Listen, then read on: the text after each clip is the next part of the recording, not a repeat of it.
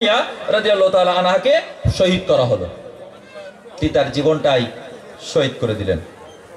এবার আসুন, তাহলে মায়েরা শুনুন, বক্তব্য শেষ পর্যায়ে মায়েরা শুনুন, প্রথমে রক্ত দিয়েছেন আপনারা ইসলামের জন্য, সুতরাং ইসলামের জন্য প্রথম রক্ত দিন। আজও ইসলামের জন্য আপনাদের প্রথমে এগিয়ে আসতে হবে। আলহামদুলিল্লাহ রাব্বিল আলামিন। আমি এই জলসা কমিটিকে জানাই আন্তরিক অভিনন্দন যে আপনাদের মাহফিল শোনার মানে সুব্যবস্থা করেছেন।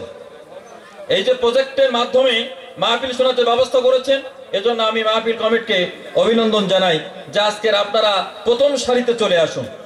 ইসলামের প্রথম সারিতে আপনারা ছিলেন, এখনো থাকবেন, আগামীতে থাকতে হবে। চলুন,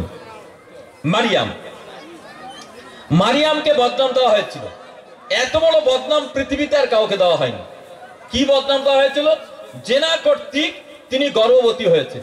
এই যে বদনাম যখন মাকে দেওয়া হলো, মা বিষ খেলেন, গলায় দড়ি দিলেন, তিনি ডুবে মরলেন না, তিনি ধৈর্যের পাহাড় দেখিয়েছেন গোটা পৃথিবীতে।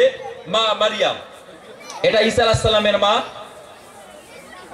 আমরা নবীর মা হিসেবে জানি, কিন্তু খ্রিস্টান জগৎ তাকে শিরকিয়াত এবং বেদাতের মধ্যে ডুবিয়ে দিয়েছে, শিরকের মধ্যে। তারা তাদের বক্তব্য হচ্ছে আল্লাহর স্ত্রী বানিয়ে দিয়েছে মারিয়ামকে। সকলে বলি নাউজুবিল্লাহ, জোরে বলি নাউজুবিল্লাহ। আল্লাহ হেফাজত করুক। এই খ্রিস্টান জগৎ এরা তিন খোদায় বিশ্বাস করে, আমি বলেছিলাম তো, মারিয়ামকেরা বলেছে স্ত্রী আল্লাহর। এই নাপাক কথা, কু কথা তাদের মুখ থেকে বেরিয়েছে। তো মায়েদেরকে বলবো, আপনার পরিবারের পক্ষ থেকে যখন বদনাম আপনার প্রতি আসবে, অপবাদ আসবে, তখন আপনাকে সাবর এখতিয়ার করতে হবে, ধৈর্য অবলম্বন করতে হবে। মা যখন গর্ভবতী হয়ে পড়লেন, মা চলে গেলেন বেতেলহাম শহরের এক গাছতলায়, সেখানে ডেলিভারি হলেন। বাচ্চাকে নিয়ে যখন তিনি আবার আকসায় চলে আসলেন, আসার পরে সেই বাচ্চা শিশুকালে কথা বলতে শুরু করলো যে আমি হচ্ছে আল্লাহর বান্দা। তাকে ঠিক তোমার পিতাকে? তো হযরত ঈসা আলাইহিস সালাম বলেছিলেন, আমার পিতা নয়, আমি হচ্ছে আল্লাহর বান্দা, আমি হচ্ছে আল্লাহর বান্দা, আমার মা হচ্ছে মারিয়াম। বিনা পিতায় জন্ম লাভ করলেন মা মারিয়াম। এখানে মায়েদের শিক্ষা হচ্ছে, সমাজের মধ্যে আপনার বদনাম দেবে, অপবাদ দেবে, আপনাকে ঘৃণার চোখে দেখবে, কিন্তু মারিয়ামের কাছ থেকে শিক্ষা নিয়ে পাহাড়ের মতো আপনাকে থাকতে হবে। আসুন, অপবাদ। আয়েশা রাদিয়াল্লাহু তাআলা আনহা, রাসূল কারীম সাল্লাল্লাহু আলাইহি ওয়াসাল্লামের স্ত্রীকে অপবাদ দেওয়া হয়েছিল। কি করেছে? কোন এক সাহাবীর সঙ্গে জেনা করেছে। এই জন্য রাসূল বললেন, যাও বাবার বাড়ি চলে যাও। মা বলেছিলেন, আপনি কি তালাক দিচ্ছেন? বলছেন না, তালাক নয়, বাবার বাড়ি চলে যাও। বাবার বাড়ি চলে গেলেন। 40 দিন পর আল্লাহ বললেন রাসূলকে যে মা পুত পবিত্র, মা জেনা করেনি। বলি সুবহানাল্লাহ।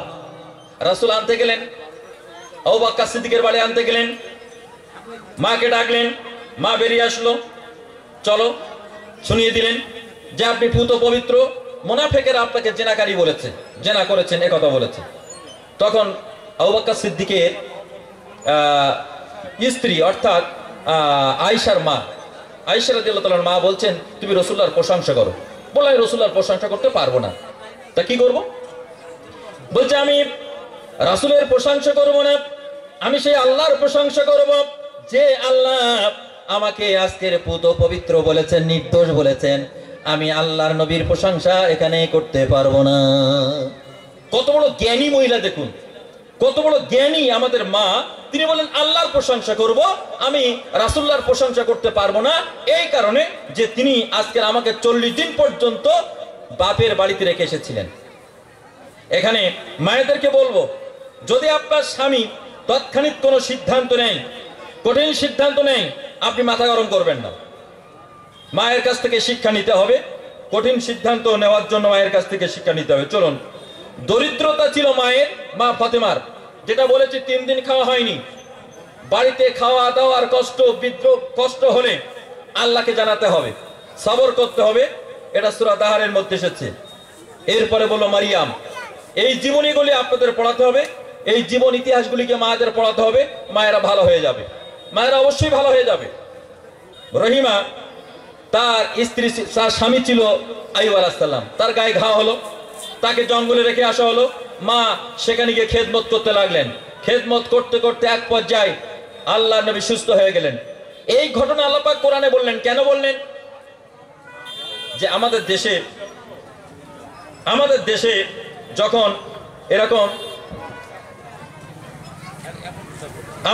যখন এরকম কোনো সমস্যা দেখা দেবে, তখন স্বামীর পাশে থাকা একজন মায়ের করণীয় কর্তব্য, রহিমার কাছ থেকে এই শিক্ষা নিতে হবে। এরপরে আসুন আসিয়া, বক্তব্য শেষ। আসিয়া তিনি হচ্ছেন ফেরাউনের স্ত্রী। এত নির্যাতন, এত অত্যাচার করেছেন যে তিনি মৃত্যুবরণ করেছেন। মৃত্যুবরণ করার সময় আল্লাহ রাব্বুল আলামিন কি বললেন? আল্লাহ রাব্বুল আলামিন আসমানের সমস্ত জান্নাতের দরজা খুলতে বললেন, আমার আসিয়া জান্নাত দেখবে আর পৃথিবী থেকে উড়ে উড়ে আমার জান্নাতের মধ্যে আসতে থাকবে। বলবেন না সুবহানাল্লাহ? মায়ের গায়ে প্রেক মারা হয়েছে, এরকম একটা তক্তার উপরে প্রেক মারা হলো, সেই তক্তা উল্টে দিল, প্রেকগুলি খাড়া হয়ে গেল। এই তক্তার উপরে মাকে শুয়ে দেওয়া হলো। তখন আল্লাহ পাক বলছে, আমার রহমতের ফেরেশতারা জান্নাতের সব দরজা খুলে দাও, আমার বান্দি আসিয়া আমার জান্নাত দেখতে দেখতে জান্নাতের মধ্যে আসবে। বলবেন না সুবহানাল্লাহ?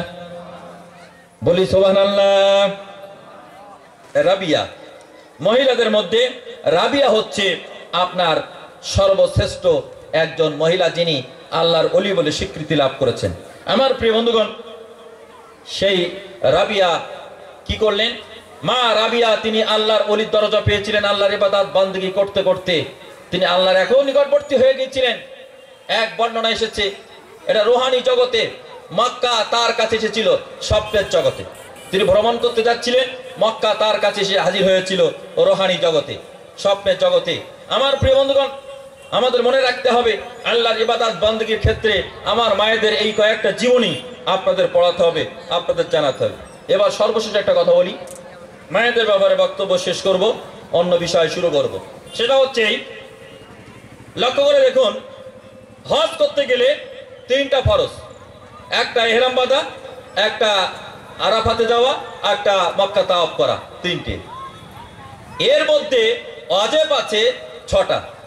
ওয়াজিবের মধ্যে একটা ওয়াজিব একজন মাকে কেন্দ্র করে। মার নাম কি? মা হাজরা। মা হাজরা সাফার মারোয়া দৌড়িয়েছিল ইসমাইল আলাইহিস সালামকে পানি পান করানোর জন্য।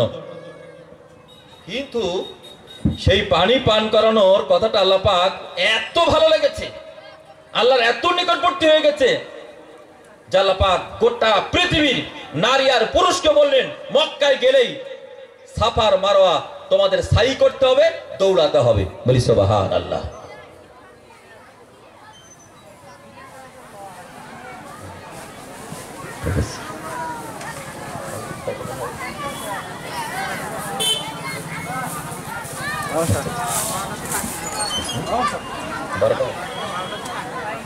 ঠিক আছে ইনশাআল্লাহ। আমার প্রিয় বন্ধুগণ, তাহলে আমাদের মনে রাখতে হবে যে মায়েদেরকে স্মরণ রাখতে হবে। আপনার একটা কাজ, একটা আমল আল্লাহর কাছে এত ভালো যে মক্কায় কোনো নারী আর পুরুষ গেলে 30 লক্ষ মানুষ মক্কায় হজ করতে যায় প্রতি বছর। প্রত্যেকটা নারী আর পুরুষকে সাফার মারোয়া দৌড়াতে হয়। কেন দৌড়াতে হয়? আল্লাহ পাক আমলটাকে ভালো বেসেছেন। মাননীয় মন্ত্রী সাহেব বললেন না, দাগ কেটে দেওয়া, কিছু ভালো ভালো শব্দ উনি বলেছেন, তার বিশ্লেষণ অনেক, যে আপনাকে এমন একটা কাজ করতে হবে দাগ কেটে যাবে, যে দাগটা চিরদিন চিরকাল মনে থাকবে। এই যে হাওড়া ব্রিজ করেছিল, কারা করেছিল? ব্রিটিশ করেছিল। ব্রিটিশকে আজও লোক স্মরণ করে, যেটা ব্রিটিশ তৈরি করেছে হাওড়া ব্রিজটা।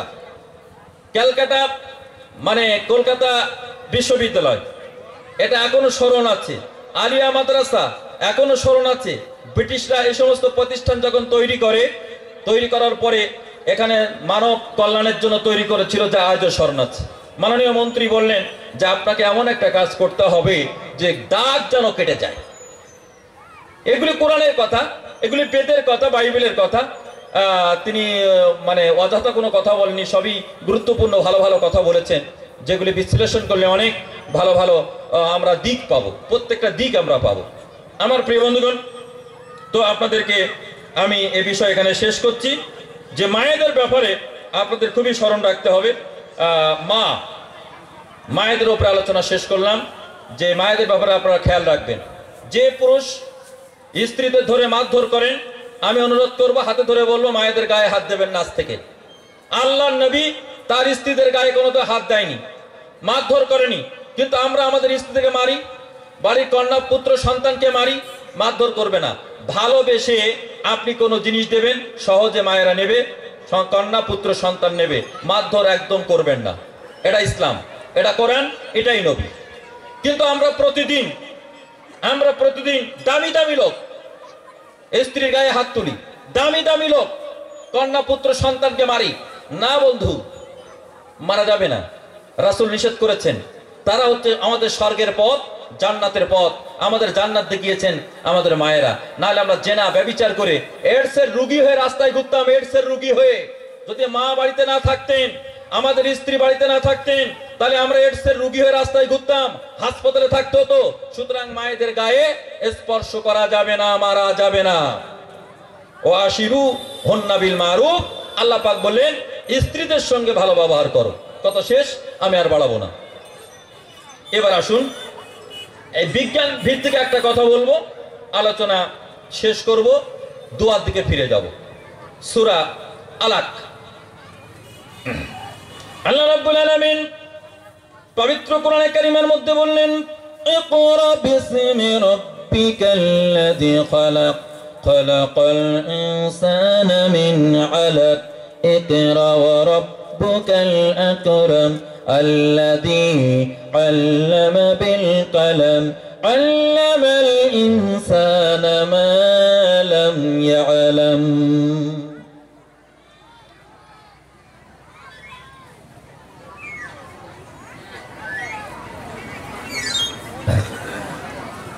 প্রিয় বন্ধুগণ, সূরা আলাক আয়াত 5, এটা প্রথম কোরআনের আয়াত।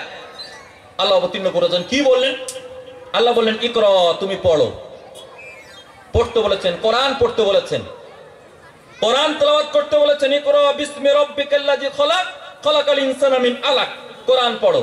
এই পড়া কথাটা কি? এটা আরবি ইকরা। এখন বাংলা আসলে পড়ো, তো আপনার সন্তানকে কি পড়তে বলেন? ইতিহাস, ভূগোল, ইংরাজি, অঙ্ক, বাংলা, নানান সাবজেক্ট পড়তে বলেন। এটা আরবিতে হবে ইকরা, তুমি পড়ো। এবার এখানে আল্লাহ পাক বলছেন খালাকাল ইনসানা মিন আলাক, জীবন বিজ্ঞান পড়ো। আপনি বলবেন জীবন বিজ্ঞান কোথায় পেলেন? একদিন তো শুনিনি। আলাক কথার অর্থ হচ্ছে জমাট বাঁধা রক্ত থেকে মানুষকে তৈরি করা হয়েছে। এই জমাট বাঁধা রক্তের বর্ণনা পাওয়া যাবে বায়োলজির মধ্যে, জীবন বিজ্ঞানের মধ্যে। যেমন আপনাকে যদি বলি ভাই নামাজ পড়ুন, আর কোরআনটা ধরিয়ে দিলাম, টোটাল কোরআনের মধ্যে তাশাহুদ পাবেন, দরুদ পাবেন, সানা পাবেন? পাবেন না। যেতে হবে কোথায়? হাদিসে। ঠিক সেরকমই এখানে আল্লাহ পাক বলছেন তোমরা পড়ো। কি পড়ো? মানুষ সৃষ্টি করা হয়েছে কিভাবে, এটা অধ্যয়ন করো, চিন্তা ভাবনা করো। লক্ষ্য করে দেখুন, বায়োলজি পড়লে জানা যায় মানুষ সৃষ্টি রহস্যের কথা। এখানে কোনো একটা এমবিবিএস ডাক্তারকে বসিয়ে দিলেন, তাকে বলবেন ডাক্তারবাবু আপনি মানুষ সৃষ্টি রহস্যের কথা বলুন। 10 ঘন্টা বলবে, টুকটুক টুকটুক টুকটুক করে 10 ঘন্টা বলবে।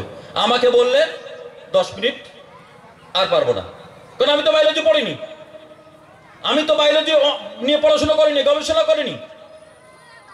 এখানে আল্লাহ পাক বলছেন খালাকাল ইনসানা মিন আলাক ইকরা ওয়া রাব্বুকাল আকরাম আল্লাযী আল্লামা বিল কলম। আল্লাহ রাব্বুল আলামিন বললেন তুমি জীবন বিজ্ঞান পড়ো। এই জীবন বিজ্ঞান কেন পড়বেন? এবার লক্ষ্য করে দেখুন, যখন জীবন বিজ্ঞান আপনাকে পড়তে বলা হচ্ছে, কারণ যখন আপনার স্ত্রী ডেলিভারি হতে যাবে তখন কোথায় যাবে? ডাক্তার কেন যাবে? কোন ডাক্তার ট্রিটমেন্ট করবে? একটা পুরুষ ডাক্তার ট্রিটমেন্ট করবে, লজ্জায় মাথা হেট হয়ে যায়।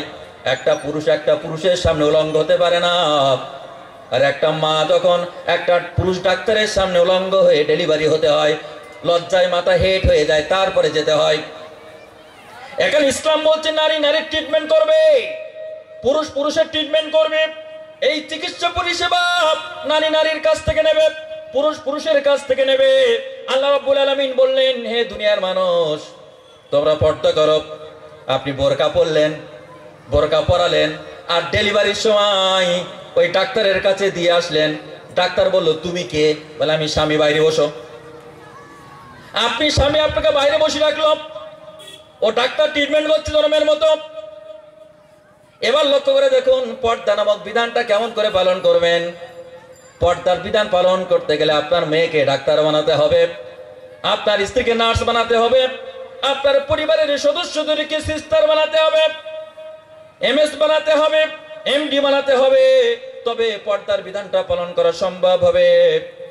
এই জন্য করে যদি আপনি পর্দার বিধান পালন করাতে চান, তাহলে আপনার মায়েদেরকে, আপনার মেয়েদেরকে, স্ত্রীদেরকে, পরিবার মহিলা সদস্যদেরকে আপনার ডাক্তার বানানো লাগবে, ডাক্তার বানাতে হবে।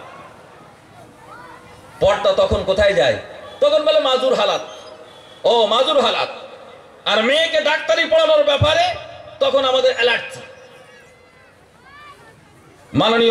মাননীয় মন্ত্রী সাহেব এই ব্যাপারেও টাচিং করেছেন। বললাম না, তার প্রত্যেকটা কথা দিক ও বিভাগ আছে। মেয়েদেরকে আজকের বাড়ির মধ্যে রেখে দিয়ে শুধু বাড়ির কাজকর্ম করবে না, তারা সমাজের সমস্ত কাজ করতে পারবে। ইসলাম শুধু একটা দাবি রেখেছে যে শালীন পোশাক পরে তোমাকে কাজ করতে হবে। আজকে আপনাকে অনুরোধ করব, আমাদের বাড়ির মেয়েদেরকে ডাক্তার বানাতে হবে, ডাক্তার বানাতে হবে, নার্স, সিস্টার, এগুলি বানাতে হবে। এই আয়াত থেকে প্রমাণ হয়। এবার আসুন, আমি ফিরে যাচ্ছি। আমরা বানিয়েছি কি জানেন? আমরা বানিয়েছি মাদ্রাসা করেছি, মসজিদ করেছি, ঈদগাহ করেছি, কত কি করলাম। এবার টোটাল কুচবিহার শহরটা যদি তালাশ করা যায়, একটা ইসলামিয়া হাসপাতাল খুঁজে